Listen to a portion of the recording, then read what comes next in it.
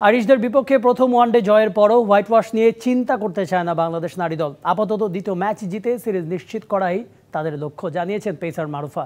সিরিজের বাকি দুই ওয়ানডে সামনে রেখে ব্যাটার দিলার আক্তারকে দলে যুক্ত করেছে নির্বাচকরা। আজ অনুশীলন করেনি জ্যোতিরা। শনিবার ম্যাচ। আইরিশদের বিপক্ষে প্রথম ওয়ানডেতে রেকর্ড রানের ব্যবধানে জয়। ব্যাটিংয়েও দেখা যায়নি কোনো ঘাটতি।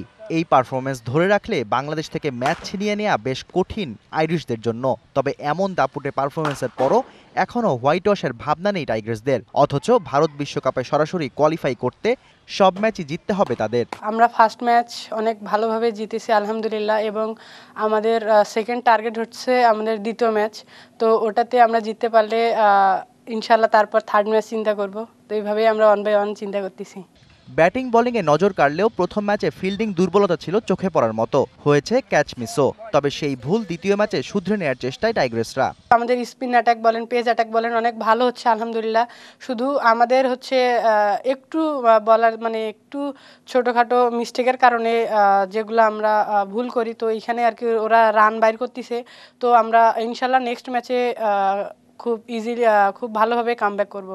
প্রথম ম্যাচ হারের কারণে ফাইট ব্যাক করার লক্ষ্য থাকবে আইরিশদেরও। সেদিকেও নজর রাখছে টাইগার্সরা।